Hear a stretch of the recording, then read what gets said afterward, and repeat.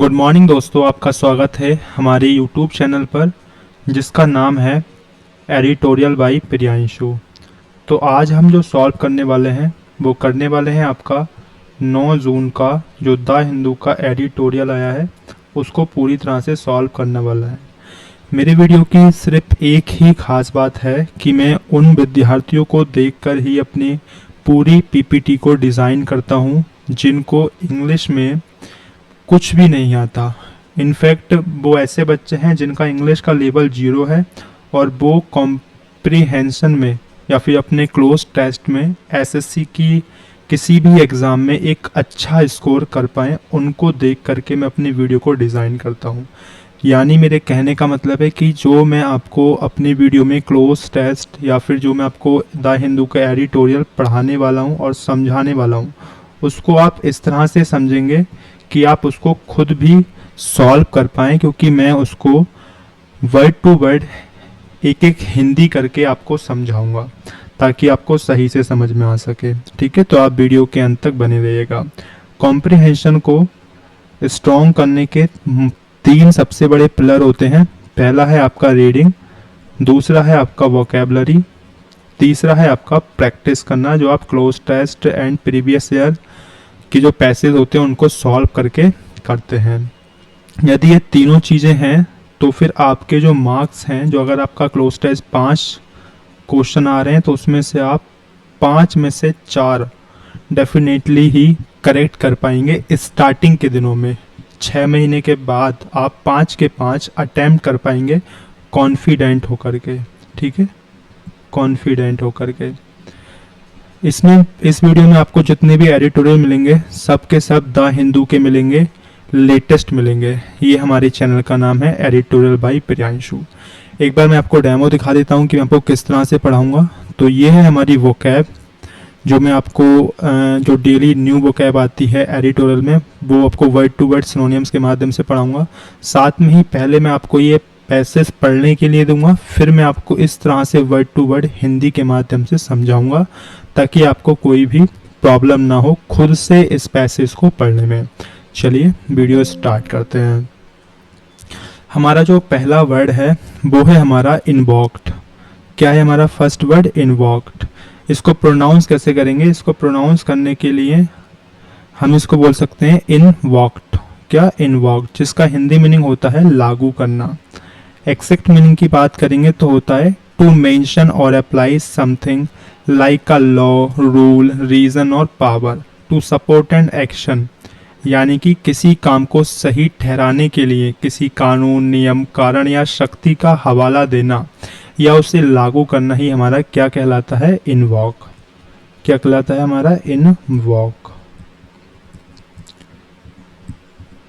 बात करें इसके सिनोनिम्स की तो इसका फर्स्ट सिनोनियम हो जाएगा हमारा साइटेड, जिसका मतलब होता है हवाला देना।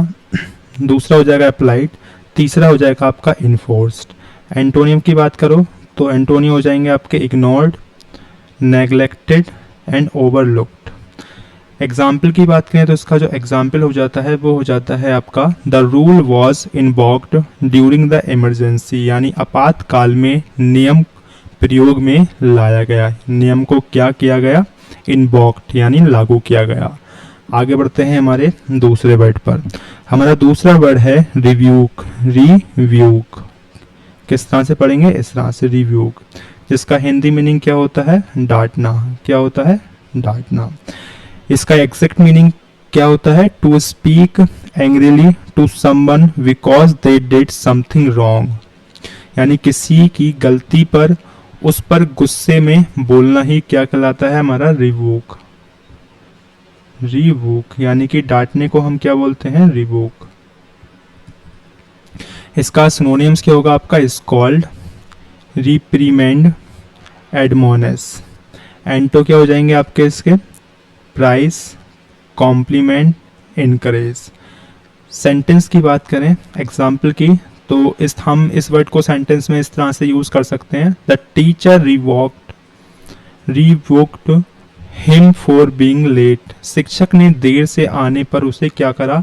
रिवोक। क्या करा? रिवोक यानी कि डाटा। नेक्स्ट वर्ड, हमारा नेक्स्ट वर्ड है बीटल। दोस्तों ये वर्ड इतना ज़्यादा इम्पोर्टेंट है कि ये एक वीक में ही 2 पैसेज में आ चुका है कंटिन्यूसली, बीटल, जिसका मीनिंग क्या होता है, अत्यंत महत्वपूर्ण। तो इस वर्ड को जरूर से याद रखिएगा। एग्जैक्ट मीनिंग की बात करें, जो वेरी वेरी इंपॉर्टेंट थिंग होती है उसे क्या बोलते हैं हम लोग, बीटल। सिनोनिम्स क्या हो जाएंगे, फर्स्ट हो जाएगा आपका एसेंशियल, क्रूशियल, इंपॉर्टेंट। एंड हो जाएंगे इसके unimportant, expanded and non essential. Example की बात करें तो आपका इसका एग्जाम्पल हो जाएगा water is whittle for life, यानी पानी जीवन के लिए कैसा है, वेरी वेरी इंपॉर्टेंट थिंग है। तो विटल का मीनिंग क्या होता है हिंदी, अत्यंत महत्वपूर्ण। आगे बढ़ते हैं।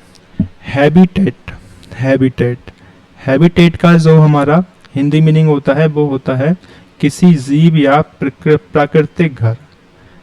ठीक है, किसी जीव का प्राकृतिक घर, क्या बोलेंगे उसको, हैबिटेट। मतलब the natural home of an animal, plant और ऑर्गेनिज्म। ठीक है, यानी प्लांट या फिर एनिमल का जो नेचुरल होम होता है उसे क्या बोलते हैं हम, हैबिटेट। सिनोनिम्स क्या हो जाएंगे इसका, फर्स्ट हो जाएगा होम, दूसरा हो जाएगा ड्वेलिंग प्लेस, तीसरा लिविंग प्लेस। एंड हो जाएंगे आपके uninhabitable place and artificial environment and आपका हाइड्रेट। ठीक है, एग्जाम्पल की बात करें, फर्स्ट एग्जाम्पल हो जाएगा आपका forest is the habitat of tigers, यानी कि जंगल क्या होता है, शेर चीतों के लिए, जंगल क्या होता है बाघों के लिए, उनका हैबिटेट क्या होता है, हैबिटेट। इसकी स्क्रीन बहुत ज़्यादा हिल रही है, तो नेक्स्ट वीडियो में ध्यान रखेंगे कि स्क्रीन ना हिले ताकि हमें लिखने में परेशानी ना हो। आगे बढ़ते हैं। नेक्स्ट जो हमारा वर्ड है वो है एनकेस्ट्रल। क्या है, एनकेस्ट्रल। हिंदी में पढ़ेंगे, प्रोनाउंस करेंगे एनसेस्ट्रल, एनसेस्ट्रल, जिसका हिंदी मीनिंग होता है पूर्वजों से संबंधित। पूर्वजों से कोई भी चीज संबंधित होती है उसे क्या बोलते हैं हम लोग, एनसेस्ट्रल। इसका हिंदी मीनिंग होता है फ्रॉम योर एंसेस्ट्रल्स या फिर फोर फादर्स। फोर फादर्स को क्या बोलते हैं हम लोग इंग्लिश में, एंसेस्ट्रल्स। इसके सिनोनिम्स हो जाएंगे आपका, फर्स्ट हो जाएगा आपका हेरिडिटरी, इनहेरिटेटेड, ट्रेडिशनल। एंड हो जाएंगे आपके modern, new and acquired. Sentence की बात करें तो हम इसको इस तरह से बना सकते हैं, इस वर्ड से sentence, they still follow their ancestral traditionals, यानी कि वे आज भी अपनी पुरखों की परंपराएं मनाते हैं। किनकी परंपराएं मनाते हैं, अपने एंसेस्ट्रल की, यानी पूर्वजों की। नेक्स्ट वर्ड है हमारा जो है रेमेडी, रेमाडी। इसका हिंदी मीनिंग होता है उपाय। ठीक है, इसको एग्जैक्ट मीनिंग क्या बोल सकते हैं हम लोग, इस तरह से बोल सकते हैं, आ वे टू सॉल्व या फिर फिक्स समथिंग, यानी कि एक ऐसा तरीका जो कि किसी चीज को फिक्स करने का कोई तरीका होता है उसे क्या बोलते हैं, रेमेडी। जिसका सिनोनिम्स हो जाएगा आपका, फर्स्ट का सॉल्यूशन, दूसरे का हो जाएगा क्योर, तीसरे का हो जाएगा फिक्स। एंटो की बात करें तो प्रॉब्लम, हार्म एंड डैमेज। इससे सेंटेंस कैसे बना सकते हैं, तो सेंटेंस आप इससे बना सकते हो, there is no remedy for this mistake, यानी कि इस गलती का कोई क्या नहीं है, रेमेडी, यानी कि उपाय नहीं है। इस गलती का कोई भी क्या नहीं है, उपाय। तो उपाय को हम क्या बोल सकते हैं, रेमेडी। ठीक है, ध्यान रखिएगा, द हिंदू की वो कैब है ये आपकी आज की, तो वर्ड इंपॉर्टेंट है। आगे बढ़ते हैं। नेक्स्ट हमारा वर्ड है वे। क्या है, वे। स्पेलिंग को बहुत ध्यान रखिएगा, एग्जाम में पूछी जा सकती है, WEIGH, जिसका हिंदी मीनिंग होता है तोलना। ठीक है, यानी कंपेयर करना। जैसे मुझे यहाँ पे एग्जैक्ट मीनिंग लिख भी रखा है यहाँ पर मैंने, to think carefully and compare, यानी कि किसी चीज को सावधानी पूर्वक तोलने को हम क्या बोलते हैं, वे, यानी कि VEIGH, वे। इसके मीनिंग को याद रखिएगा। ठीक है, इसके एग्जाम्पल हो जाएंगे, फर्स्ट मेजर, दूसरा हो जाएगा आपका इवेलुएट, तीसरा कंपेयर। एंड हो जाएंगे इग्नोर, ओवरलुक एंड नेग्लेक्ट। इस वर्ड से जो हम आपका सेंटेंस बना सकते हैं वो सेंटेंस हो जाएगा हमारा we must weigh the pros and cons, यानी कि हमें फायदे और नुकसान की क्या करनी चाहिए, वे, WEIGH, यानी कि हमें फायदे और नुकसान की तुलना करनी चाहिए, याद रखिएगा वर्ड। तो यही हमारी वोकैब थी, ये 8 वर्ड आपको याद रखने हैं ताकि आपको जब मैं पैसेज पढ़ाऊँ तो आपको आसानी हो। आज का जो हमारा पूरा पैसेज है वो डिपेंड है इस वर्ड पर। वर्ड क्या है हमारा, स्ट्रेटेजिक आफ्टर थॉट, जिसका हिंदी मीनिंग क्या होता है, बाद में बनाया गया रणनीतिक बहाना। यानी ऑथर अपने इन 2 वर्डों से ऐसे कौन से बहाने की बात कर रहे हैं जो कि राजनीतिक लिया गया है। तो ये है, तो मालूम चलेगा आपको पैसेज पढ़ के। आपको मैं पूरे 1.5 मिनट का समय दे रहा हूँ ताकि आप स्क्रीनशॉट ले सकें इसका, और ताकि घर पे बैठ के पढ़ सकें और यहाँ पर भी पढ़ सकें। बाकी परेशान होने की आपको ज़रूरत नहीं है। यदि आप पढ़ नहीं पा रहे हैं, मैं आपको वर्ड टू वर्ड एक्सप्लेन करूँगा ताकि आपको कोई भी प्रॉब्लम ना आए। आप इसको एक बार रीड कर लीजिए प्लीज़।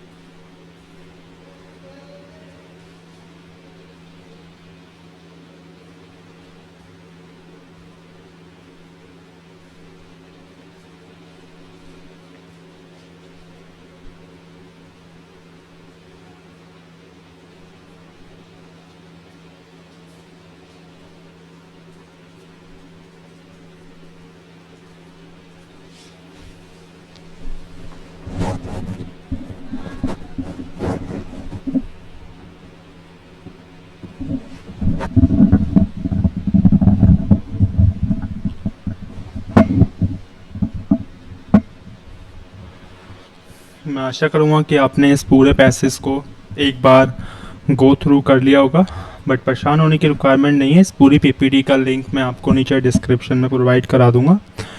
बढ़ते हैं अपने पैसेज की ओर, ठीक है।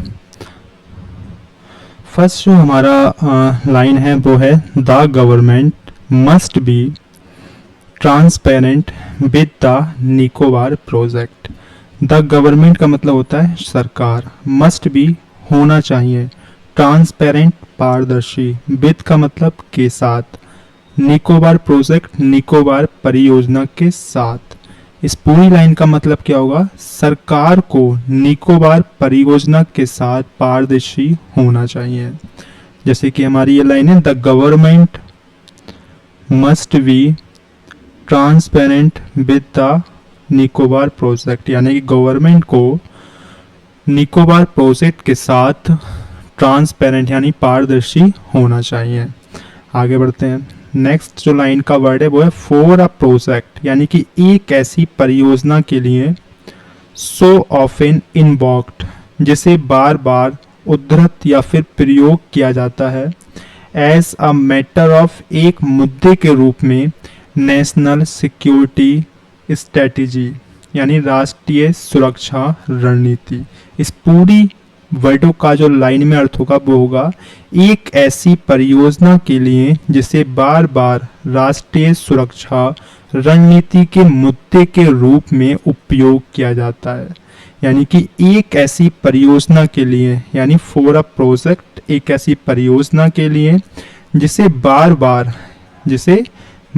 बार राष्ट्रीय सुरक्षा रणनीति यानी कि नेशनल सिक्योरिटी स्ट्रेटेजी के मुद्दे के रूप में, यानी एज अ मैटर ऑफ, यानी के मुद्दे के रूप में क्या किया जाता है, इन्वोक्ड यानी उद्धृत या फिर उपयोग किया जाता है। यानी कि एक ऐसी परियोजना के लिए जिसे बार बार राष्ट्रीय सुरक्षा रणनीति के मुद्दे के रूप में प्रयोग किया जाता है। ठीक है, मतलब कि एक ऐसी परियोजना है जिसको राष्ट्रीय सुरक्षा रणनीति के मुद्दे के रूप में जिसे बार बार प्रयोग किया जाता है। आगे बढ़ते हैं। द बिलोंगिंग का मतलब होता है लगातार बढ़ता हुआ। ग्रेट निकोबार आइसलैंड डेवलपमेंट यानी ग्रेट निकोबार आइसलैंड का विकास। नाउ इसे estimated to be at 91,000 crore, यानी कि जिसकी लागत अब लगभग 91,000 करोड़ आकी गई है। रेस्ट ऑन का मतलब होता है टिका हुआ है। किस पर? आ रिमार्केबली थिन, वास्तव में एक आश्चर्यजनक रूप से कमजोर स्ट्रेटेजिक रिकॉर्ड यानी रणनीति के आधार पर। पूरा मीनिंग क्या होता है, क्या हो जाएगा? लगातार बढ़ता हुआ ग्रेट निकोबार द्वीप विकास यानी the belonging Great Nicobar island development. इसका मतलब क्या हो जाएगा? लगातार बढ़ता हुआ ग्रेट निकोबार द्वीप का विकास, जिसकी लागत अब लगभग 91,000 करोड़ आकी गई है। इसका इंग्लिश है हमारा now estimate to be at 91,000 crore, यानी कि अब जिसकी लागत 91,000 करोड़ आकी गई है वो रेस्ट ऑन यानी टिका हुआ है। आ रिमार्केबली थिन यानी कि वास्तव में आश्चर्यजनक रूप से कमजोर स्ट्रेटेजिक रिकॉर्ड यानी कि रणनीतिक आधार पर टिका हुआ है। यानी कि लगातार बढ़ता हुआ ग्रेट निकोबार द्वीप का जो विकास है उसकी कीमत 91,000 करोड़ रुपए आकी गई है और वह वास्तव में एक रणनीतिक आधार पर, जो कि एक कमजोर रणनीतिक आधार है, उस पर टिका हुआ है। आगे बढ़ते हैं। नेक्स्ट जो हमारी लाइन है वो है द सेंटर, मतलब केंद्र सरकार। द सेंटर का मतलब क्या हो जाएगा? केंद्र सरकार। हैज लॉन्ग सिटेड यानी लंबे समय से यह कारण देती है। ये हैज लॉन्ग मतलब लंबे समय से, सिटेड मतलब कारण, यानी कि जो केंद्र सरकार है वो लंबे समय से कारण देती हुई आई है। द स्ट्रेटेजिक कैरेक्टर कि यह जो परियोजना है वह क्या है? रणनीतिक यानी कि सुरक्षा से जुड़ी हुई है। यानी केंद्र सरकार लंबे समय से यह कारण देती हुई आई है कि जो यह परियोजना है वह रणनीतिक सुरक्षा से जुड़ी हुई है। ऑफ इट्स सेंटर पीस यानी जो इसकी मुख्य परियोजना है, जो इसकी क्या है? मुख्य परियोजना है a transparent port at Galathea bay, मतलब गैलेथिया बे में एक ट्रांसशिपमेंट पोर्ट है, जो कि एक ट्रांसशिपमेंट पोर्ट है गैलेथिया बे में, जिसको कोशिश की गई है विद होल्ड इंफॉर्मेशन यानी कि जानकारी को छुपाने के लिए ऑन इट्स इन्वायरमेंट क्लीननेस यानी ताकि उसकी पर्यावरणीय मंजूरी से जुड़ी जानकारी को रोका जा सके। इस पूरी लाइन को यानी सेंटर से लेकर के यहाँ तक की इस पूरी लाइन को समझने की कोशिश करते हैं। हमारा पहला वर्ड था जो लिखा हुआ है विद होल्ड इन इंफॉर्मेशन, यानी कि इंफॉर्मेशन को होल्ड करने की, यानी जानकारी को छुपाने के लिए द सेंटर यानी कि केंद्र सरकार ने लंबे समय से यह कारण देती आई है। मतलब जानकारी को छुपाने के लिए जो सेंट्रल गवर्नमेंट है वो यह कारण देती हुई आई है कि गैलेथिया बे में एक ट्रांसशिपमेंट पोर्ट जो इसकी मुख्य परियोजना है कि यह परियोजना रणनीतिक यानी सुरक्षा से जुड़ी है ताकि उसकी पर्यावरणीय मंजूरियों से जुड़ी जानकारी को रोका जा सके। वर्ड टू वर्ड हिंदी भी प्रोवाइड करा दी है मैंने, देन इस पूरी लाइन का अर्थ भी आपको समझा दिया ताकि आपको समझ में आ सके। आगे बढ़ते हैं। नेक्स्ट हमारा वर्ड है यट। यट का मतलब क्या होता है? फिर भी। द पब्लिक इन्वेस्टमेंट बोर्ड यानी PIB आ फाइनेंस मिनिस्ट्री बॉडी यानी वित्त मंत्रालय की एक संस्था फाउंड पाया इन अगस्त 2024 यानी अगस्त में, यानी कि PIB ने और फाइनेंस मिनिस्ट्री बॉडी यानी वित्त मंत्रालय की एक संस्था ने अगस्त 2024 में पाया। क्या पाया? ये लाइन में हिंदी में दे रखे, इसको भी पढ़ सकते हैं आप कि फिर भी वित्त मंत्रालय की संस्था और पब्लिक इन्वेस्टमेंट बोर्ड ने अगस्त 2024 में पाया that the port lacked strategic objectives, यानी कि डेट द पोर्ट यानी कि यह पोर्ट क्या है? रणनीतिक उद्देश्यों की कमी थी। ये पोर्ट क्या थी? रणनीतिक उद्देश्यों की कमी है। किस किस ने पाया है? ये PIB ने और फाइनेंस मिनिस्ट्री बॉडी ने 2024 में पाया कि जो पोर्ट बन रहा है हमारा 91,000 करोड़ का, वो एक रणनीतिक उद्देश्यों की कमी थी। ये हमारे ऑथर समझाने की कोशिश कर रहे हैं। क्या थी? कमी थी। इसका मतलब हो जाता है कि यह पोर्ट रणनीतिक उद्देश्यों की कमी थी, राजनीतिक लक्ष्य नहीं थे। आगे बढ़ते हैं। हमारा जो नेक्स्ट वर्ड है वो है डेट लेवल। डेट लेवल जिसका मतलब होता है यह रणनीतिक वाला टैग। लेवल का मतलब क्या होता है? टैग। कौन सा? यह रणनीतिक वाला टैग अराइव्ड ओनली आफ्टरवर्ड यानी असल में बाद में, यानी अराइव्ड मतलब बाद में, आफ्टरवर्ड यानी कि असल में बाद में, from the ministry of defence रक्षा मंत्रालय की तरफ से। यानी कि इस पूरी लाइन का मीनिंग क्या हो जाएगा? That level arrived only afterward from the ministry of defence, यानी कि रणनीतिक, यह रणनीतिक वाला जो टैग है वह असल में बाद में रक्षा मंत्रालय की तरफ से जोड़ा गया। ठीक है, यानी कि जो ये डेट लेवल है वह रक्षा मंत्रालय की तरफ से बाद में इसमें जोड़ा गया। And seems like, and seems मतलब और लगता है, सीम्स लाइक का मतलब होता है कम, ऐसा, लेस मतलब कम, लाइक मतलब ऐसा, यानी कम ऐसा लगता है। आ फाउंडिंग रेशनल यानी कि कोई मूल शुरुआती कारण होगा, यानी कि ऐसा बहुत कम लगता है कि कोई शुरुआती मूल कारण होगा। यानी नीचे लाइन में दे रखी है और यह असली शुरुआती कारण जैसा कम लगता है। इसको बाद में ही जोड़ा गया है, किसके द्वारा? मिनिस्ट्री ऑफ डिफेंस से। ठीक है, आगे बढ़ते हैं। And more of, and more of का मतलब क्या होता है? एंड मोर ऑफ का मतलब होता है बल्कि ज्यादा ऐसे। कैसे?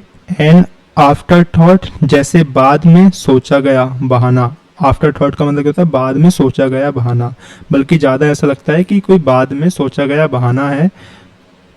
रेट्रोफाइड, retrofitted to be a balance sheet, जिसको कागजों या फिर दस्तावेजों में दिखाने के लिए जोड़ा गया है। क्या किया गया है? रेट्रोफाइड, यानी कि बल्कि ऐसा लगता है कि बाद में सोचा गया बहाना है ये, जिसे कागजों में फिट कर दिया गया है। आगे बढ़ते हैं।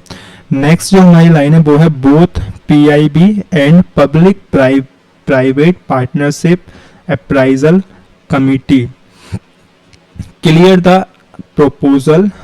देखो बोथ मतलब दोनों, PIB जो अभी हमने पढ़ी थी, PY की हमने फुल फॉर्म क्या पढ़ी थी? Public investment board. Public investment board and public private partnership appraisal committee यानी PPPAC ने क्लियर द प्रपोजल यानी प्रस्ताव को मंजूरी दी है। मंजूरी तो दे दी इन लोगों ने, फिर क्या बोला गया, यट मतलब इसके बावजूद, द PPAC रिफ्यूज यानी PPAC ने मंजूरी दे दी बट इनकार कर दिया 12,223 करोड़ रुपए के लिए in viability gap funding viability gap funding में। इस पूरी मीनिंग का अर्थ क्या हो जाएगा, PIB और PPAC दोनों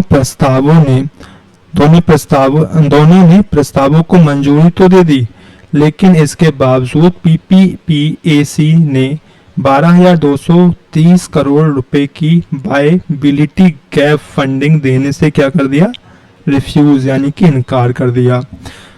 आगे बढ़ते हैं। Telling the ports ministry to find the money within its own budget, और क्या बोला है उनसे, उसने पोर्ट्स मंत्रालय से कहा, यानी कि उन दोनों एजेंसी ने, PIB ने और PPPAC ने पोर्ट्स मंत्रालय से कहा, क्या कहा कि यह पैसा अपने ही बजट से निकालो, यानी कि to find the money within his own budget, यानी कि ये पैसा जो है आपका 12,230 करोड़ रुपए हम मंजूरी तो दे रहे हैं बट आपको ये पैसे का बंदोबस्त आपको अपने बजट में से ही करना होगा। आगे बढ़ते हैं। एन अनयूजुअल रिवोक, यानी कि यह एक असामान्य फटकार है, फोरा वेंचर यानी कि खासकर उस परियोजना के लिए, सोल्ड एज नेशनली विटल जिसे राष्ट्रीय रूप से बहुत ज़्यादा बताया जा रहा है, यानी कि ये उस परियोजना के लिए एक जोरदार रिवोक यानी कि फटकार है जिसको राष्ट्रीय रूप से बहुत ज़्यादा बीटल यानी कि महत्वपूर्ण बताया जा रहा है। आगे बढ़ते हैं। If the port can not send on commercial returns, यानी कि इफ मतलब अगर पोर्ट्स जो है वो नहीं कर सकता है स्टैंड ऑन कमर्शियल रिटर्न्स, यानी कि कमाई पर इसके नहीं दे सकता है, पूरा मतलब हो जाएगा यदि यह पोर्ट व्यावसायिक कमाई पर टिक नहीं सकता, यानी if the port can not stand, यानी कि यदि ये पोर्ट खड़ा नहीं रह सकता है या टिक नहीं सकता ऑन कमर्शियल रिटर्न्स, अपने कमाई पर टिक नहीं सकता है, and if it's real purpose is military, यानी कि और इसका जो असली उद्देश्य है वो क्या है, सैन्य है। जो इतना बड़ा पोर्ट बनाया जा रहा है उसको गवर्नमेंट बोल रही है कि ये पोर्ट बन रहा है बट वो पोर्ट ना बन करके वो बन क्या रहा है, इसका मेन जो उद्देश्य है वो है मिलिट्री, बट हमसे इंडिया की पॉपुलेशन से ये चीज़ छुपाई जा रही है, इसको क्लियर नहीं किया जा रहा है। तो उसी के रिलेटेड ऑथर यहाँ पे ये पूरा एडिटोरियल लिख रहे हैं जिसको इस पॉइंट को हाईलाइट करने के लिए, ठीक है, कि ये जो पोर्ट है ये अपनी व्यावसायिक कमाई पर टिक नहीं सकता, ठीक है, और इसका असली उद्देश्य क्या है, मिलिट्री यानी कि सेना है। आगे बढ़ते हैं। बोला गया है the case of a commercial transshipment hub dissolve, the case for a commercial transshipment hub dissolve, इसका मतलब क्या हो जाएगा, तो इसे एक व्यावसायिक ट्रांसशिपमेंट हब बताने का तर्क पूरी तरह खत्म हो जाता है। राइट, ऑथर बोल रहे हैं कि यदि जे अपने लगाई हुई लागत को वापस से अर्न नहीं कर सकता तो इसको पोर्ट बताना गलत है, और नहीं, पोर्ट बताना गलत है और इसका जो मेन उद्देश्य है मिलिट्री कैंप वो बताना सही है। जैसा कि यहाँ पे लिख भी रहा है, ट्रांसशिपमेंट हब बताने का तर्क पूरी तरह खत्म हो जाता है यदि ये अपने पेमेंट को रिकवर नहीं कर पाता। आगे बढ़ते हैं। ग्रेट निकोबार सिस्ट, यानी ग्रेट निकोबार सिट्स मतलब खड़ा हुआ है, और southern tip of the Andaman and Nicobar archipelago, यानी कि ग्रेट निकोबार जो है वो अंडमान और निकोबार द्वीप समूह के दक्षिण छोर पर क्या है, स्थित है।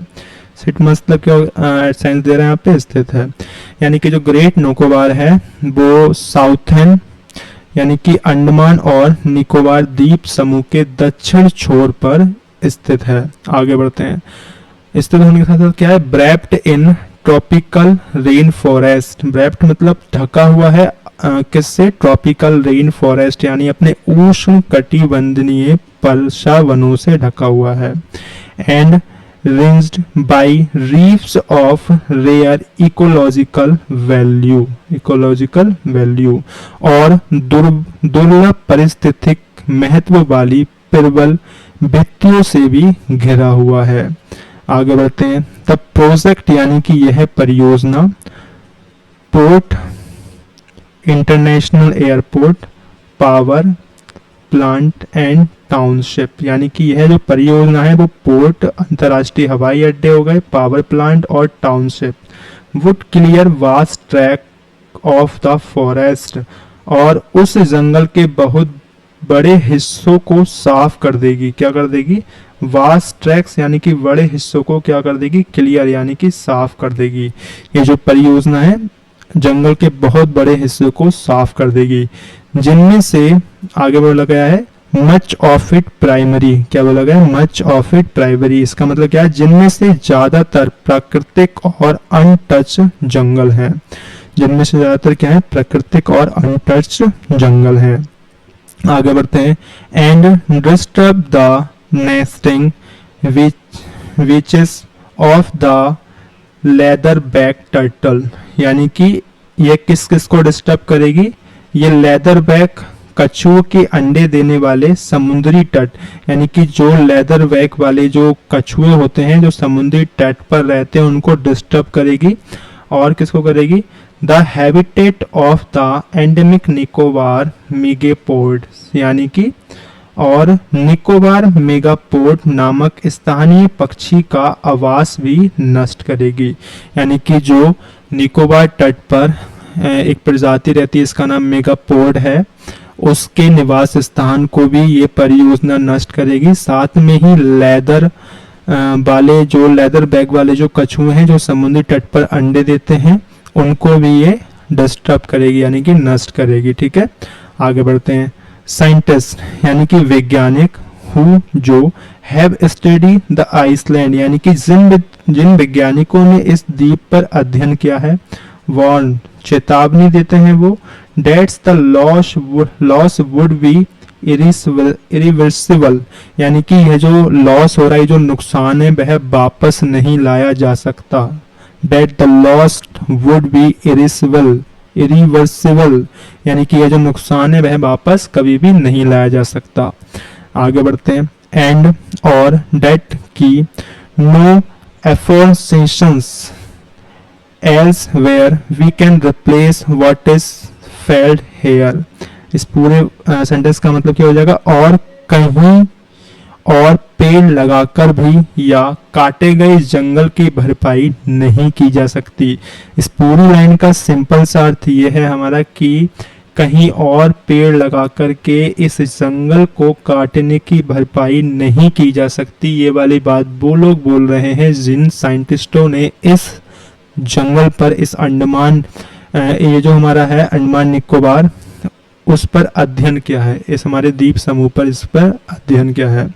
आगे बढ़ते हैं। द आइसलैंड इंडिजेनस इनहेबिटेंट्स, यानी कि आइसलैंड के जो हमारे मूल निवासी हैं, have objection of their own, यानी कि जो हमारे द्वीप के जो आदिवासी लोगों ने अपनी अलग अलग, ऑब्जेक्शन मतलब होती है परेशानियां, यानी अपनी अलग अलग परेशानियां, अपनी अलग अलग आपत्तियां हैं, यानी कि जो द्वीप पर जो लोग रह रहे हैं उनकी अलग अलग अपनी परेशानियां और आपत्तियां हैं। क्या क्या आपत्तियां हैं, running alongside the ecological ones, जो पर्यावरण वाली आपत्तियों के साथ साथ चलती हैं, जो पर्यावरण वाली आपत्तियों के साथ साथ चलती हैं। But not reducible of them, reducible to them, यानी कि लेकिन सिर्फ पर्यावरण वाली आपत्तियों तक सीमित नहीं है। जो उनकी परेशानियां हैं वो केवल पर्यावरण तक ही सीमित नहीं है। ये बात उन लोगों की जा रही है जो इस द्वीप पर आदिवासी लोग रहते हैं। आगे बढ़ते हैं। ट्राइबल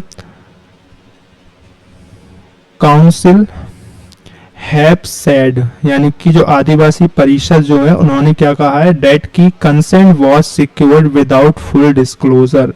बोल रहे हैं ये जो आदिवासी परिषद के लोग हैं वो बोल रहे हैं कि उनसे सहमति पूरी जानकारी दिए बिना ली गई है, यानी कि इस द्वीप समूह पे परियोजना की शुरुआत करने के लिए वहां के जो मूल निवासी हैं उनकी सहमति, उनके कंसेंट को पूरी जानकारी दिए बिना ही लिया गया है। एंड आस्क्ड, और आस्क्ड मतलब एंड मतलब और आस्क्ड मतलब मांग रहे हैं, डेट एनकेस्ट्रल लैंड, अपने पूर्वजों की जमीनें, एंड और the resettlement promise after the 2004 tsunami, यानी कि बोल रहे हैं कि उन्होंने यह भी मांग की है कि उनकी पुश्तैनी जमीनें और 2004 की सुनामी के बाद किए गए जो पुनर्वास के वादों को, यानी कि उसकी मांग करें 2004 में जो सुनामी आई थी उसके रिलेटेड जो उनकी पुश्तैनी ज़मीन थी उसके रिलेटेड जो गवर्नमेंट ने उनसे वादे किए थे उसकी बात कर रहे हैं और बोल रहे हैं